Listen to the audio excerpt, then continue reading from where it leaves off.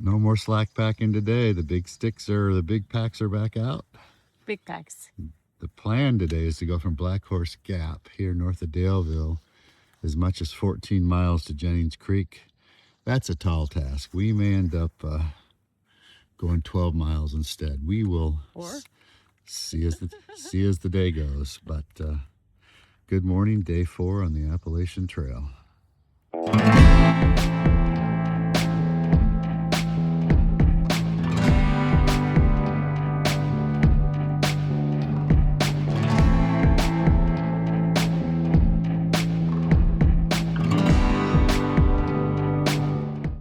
A little late in the morning to be calling it sunrise.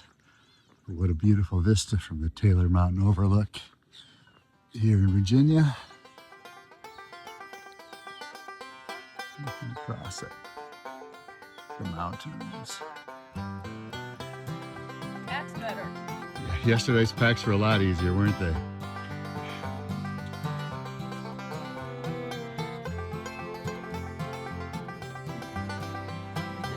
The beauty of the American Valley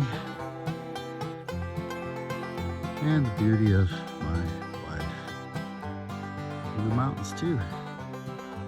Here we are in Mills Gap, Blue Ridge Parkway. It says you can see the James River down below, so if you look close, maybe I can.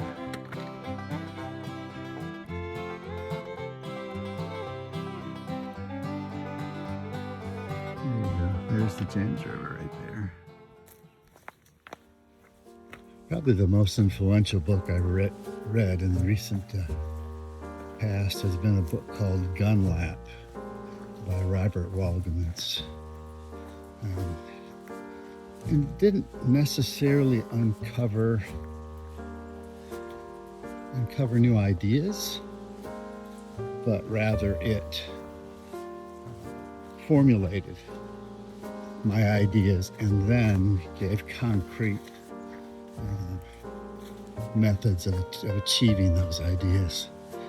And the concept behind Gunlap follows the concept of a cross-country, or rather a track race. And that track race goes around the track multiple times, and finally till the gun gets shot off. And for example, if you look at the mile run in the old days before it went metric, 4 laps around a 440 yard oval was a mile. And the last lap, now it's the bell lap. They often just ring a bell, they don't shoot off a gun. But nevertheless, the concept in the gun lap is it's the last quarter. You've prepared yourself for this. You've done the training to get there, and now it's time to reap the benefits. But not only reap the benefits, but leave nothing unturned. And so that's kind of been a life call for me these last few years. My dad lived to be late 80s. I'm now 65. That's roughly 3/4 of late 80s. So genetically, I'm probably in the gun lab. And the idea is, how do I spend my time in that gun lab? How do I spend my time, my talents, and my treasure?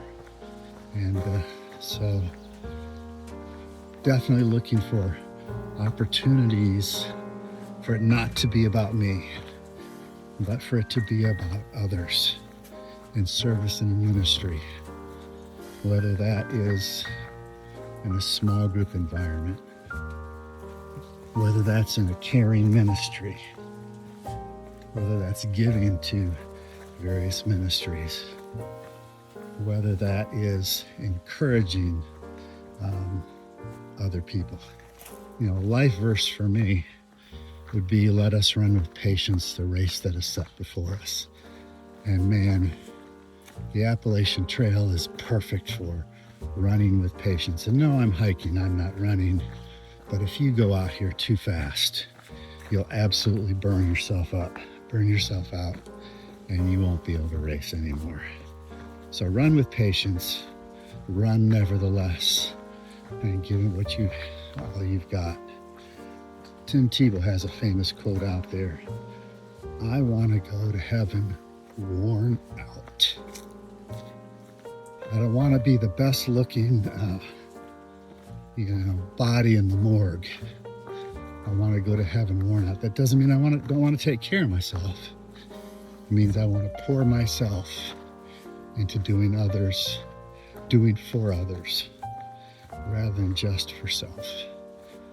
And while the Appalachian Trail can be a little bit of a selfish pursuit, there are multiple ways it's not a selfish pursuit. And here's how. Number one, I'm getting my body more fit to serve.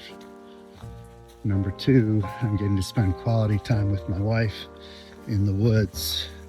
Number three, I'm getting to see all of God's creation. But number four, my goal out here is to encourage those I see. So another set of life verses for me comes from Hebrews 10:24 and 25. Let us consider how we can spur one another on towards love and good deeds, and not stop assembling as the habit of some, but all the more as we see the day approaching. So simply put, not just consider how to spur one another on towards love and good deeds, take action. Take action that's going to lead to direction for other people, encouragement for other people. Take action.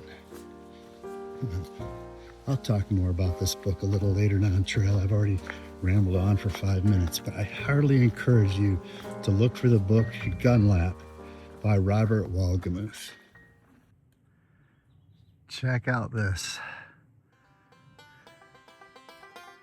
Look at these flowers on the trail.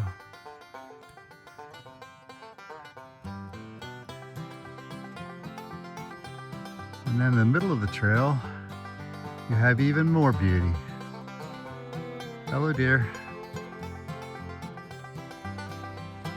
Wrap up to day 4. We started at Blackhorse Gap and we finished at Jennings Creek, 14.5 miles. Only a half mile further than yesterday. However, yesterday was slack packing. Today was 35 pounds on my back and 25 pounds on Karen's back. Camp is in good shape. We got a nice fire going in the fire pit. Little fettuccine Alfredo action here on the stove. Tent is set up. The water is dripping. Karen is figuring out where I can do the bear hang for later in the night. And she's bringing back more sticks for the fire. Anyway, lovely day 4. And 14.5 miles with that amount of weight on our back. Not too bad for day 4 for a bunch of people in their 60s. Well done, my dear.